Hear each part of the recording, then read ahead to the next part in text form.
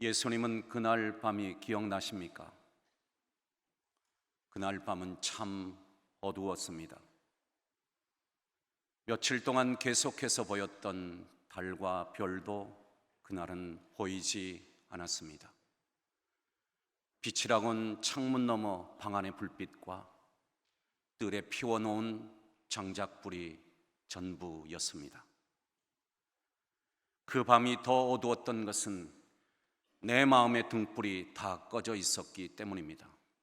내 마음은 칠흑 같은 어둠이었습니다. 저는 예수님을 따라 대제사장 가야바의 집으로 발걸음을 옮겼습니다. 잡히신 예수님이 어떻게 될지 그 마지막을 알고 싶었습니다.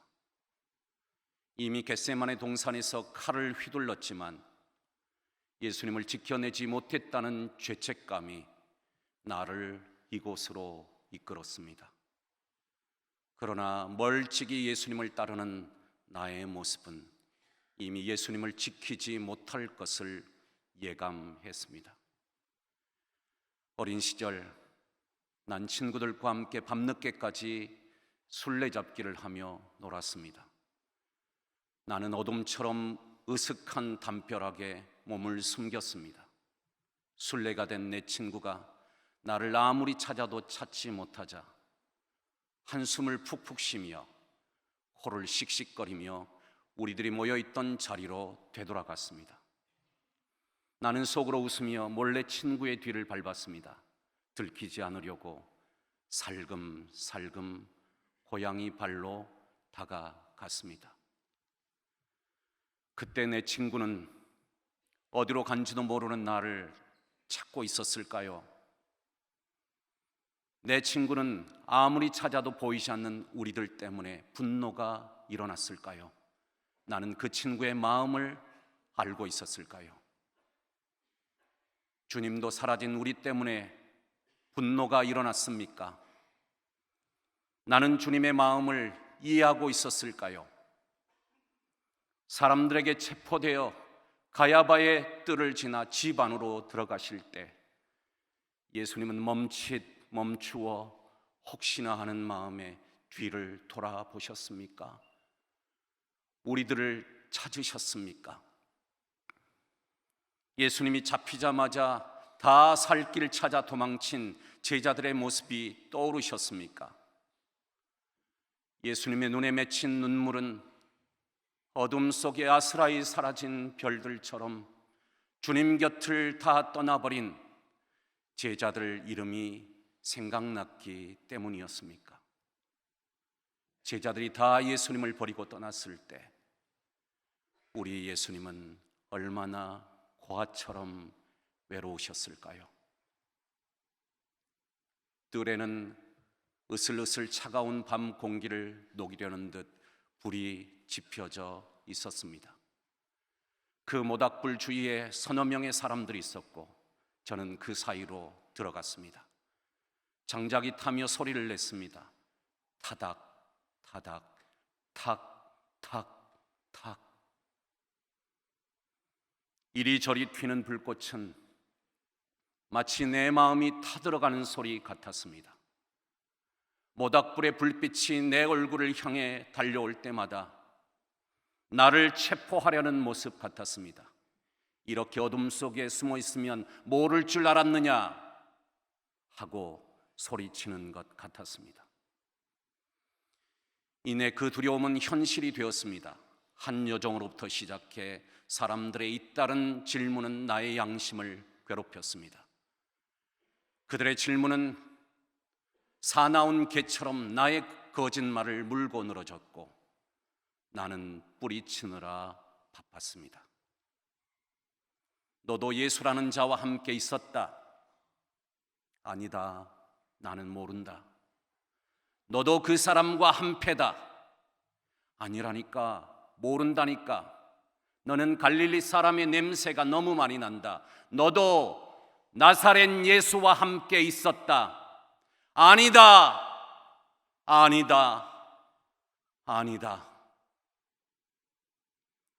뜨거운 장작불에 나의 얼굴이 붉게 비친 것은 가려도 가려지지 않는 나의 부끄러움 때문이었습니다.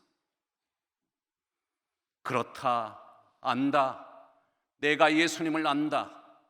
내가 예수님의 제자다. 그 몇 마디가 왜 그렇게 어려웠을까요? 예수님은 그때 방 안에서 저의 배반과 부인을 들으셨습니까? 저는 그들의 말을 무시하지 말았어야 했습니다. 사람들이 나를 향해 말할 때 듣고 반응해야 했습니다. 세상이 나를 향해 외치고 달려들 때 맞는 말이라면 예라고 응답해야 했습니다. 이제는 부인하지 않고 비난을 당당히 받아들이겠습니다. 잘못이 있다면 고치겠다 하고, 그래서 새로운 교회가 되겠습니다. 믿는 자를 향한 세상의 꾸지람이 때로는 내 모습을 바르게 하는 것임을 알아야 했습니다. 도망치듯 불빛 뒤로 물러나려고 할 때 새벽닭이 울었습니다. 목이 끊어질 듯 외치는 닭 울음소리는 너무 우렁차 두렵기까지 했습니다. 배반하고 부인하고 저주하는 나의 입술을 정죄하듯 닭이 소리치는 것 같았습니다. 여기 베드로가 예수님을 배반했다오. 제자가 이럴 수는 없는 것이요, 정말 이럴 수는 없소. 나를 고발하는 것 같았습니다. 닭 울음소리는 내 안에 잠자는 주님의 말씀을 깨웠습니다. 오늘 밤 닭 울기 전에 내가 나를 3번 부인하리라.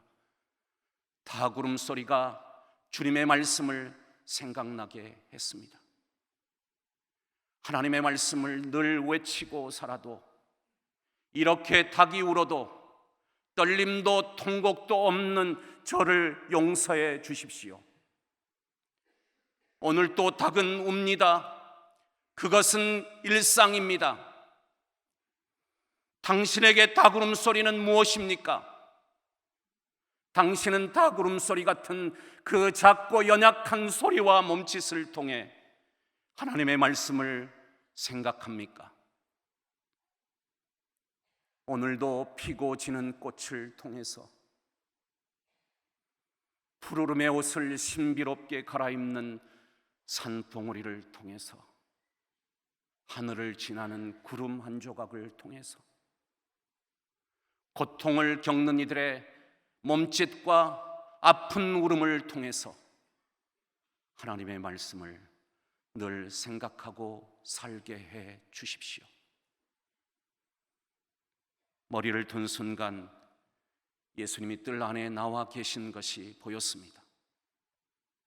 사람들의 재촉에도 예수님은 발걸음을 멈추고 저를 물끄러미 바라보셨습니다. 시간이 멈춘 듯 예수님의 눈은 제게 멈춰 있었습니다. 주님은 왜 그때 아무런 말씀이 없으셨나요? 호통이라도 치시지, 원통에서 가슴이라도 치시지, 왜 가만히 멈추어 저를 바라보기만 하셨습니까? 주님은 그때 무엇을 말씀하고 싶으셨습니까? 베드로야, 반석이 깨어져 버렸구나. 나를 절대로 버리지 않겠다던 굳은 맹세는 몇 시간이 지나지 않아 멀리 멀리 달아나 버렸구나. 그런데 베드로야, 너의 두려움을 나도 안다. 팽이도 이리저리 흔들리다가 마침내 자리를 잡고 곧게 서듯이 너의 흔들림이 지난 후에 굳게 설 것을 나는 믿는다. 넘어져도 괜찮아. 쓰러져도 괜찮아. 일어나면 되니까. 그래야 진짜 일어나는 것이니까. 나도 내 앞에 어떤 고통이 기다리고 있을지 모른다. 감춰진 그 고통이 나를 두렵게 한다. 그러나 이 고통은 걸어가야 지날 수 있기에 나는 이 길을 갈 것이다. 아직 내가 마셔야 할 잔이 다 채워지지 않았다. 매맞음이, 찔림이, 조롱받음이, 침뱉음이, 못박힘이, 피 흘림이, 버려짐이 지나가야 한단다. 고통을 견디기에는 너무 작은 몸이지만 이 떨리는 몸으로 나는 골고다로 가야겠다. 저는 그 주님의 말없는 외침에 더 가슴이 아팠습니다. 주님도 저렇게 두려워하셨는데, 주님도 우리에게 기도를 부탁하시면서 죽음의 공포가 두렵다고 하셨는데, 혼자 외롭게 서 있을 주님을 생각하니 견딜 수 없는 슬픔이 밀려왔습니다. 저는 더 이상 그곳에 서 있을 수가 없었습니다. 밖으로 뛰쳐나가 가장 슬픈 통곡을 했습니다. 내가 예수님을 배반했습니다. 내가 예수님을 부인했습니다. 내가 예수님을 홀로 외롭게 두었습니다. 내가 예수님을 십자가에 못 박아 죽였습니다. 저의 회개는 통곡 속에 묻혀버렸지만 주님은 그 통곡의 의미를 알고 계셨습니까? 사람들에게 끌려가실 때 저의 통곡 소리가 들리셨습니까? 주님, 인생과 시간은 반복할 수 없고 되돌릴 수 없지만 슬픔과 통곡의 밤으로 다시 가야 한다면 그때는 주님 곁에 있겠습니다. 홀로 계신 주님 곁에 있겠습니다. 연민과 사랑의 눈으로 주님이 나를 바라보신다면 나도 주님을 말없이 한번 꼭 안아드리고 싶습니다. 그리고 주님과 함께 골고다까지 걷겠습니다. 주님의 모습을 바라보며.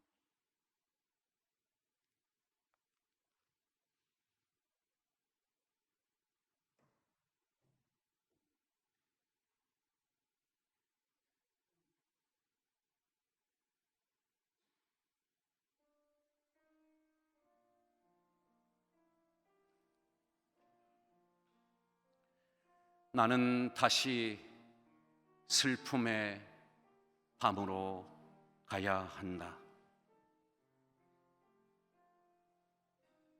그곳에 가면 헐떡거리는 심장 소리가 들리고 어둠 속으로 스며들던 뒷걸음이 보입니다.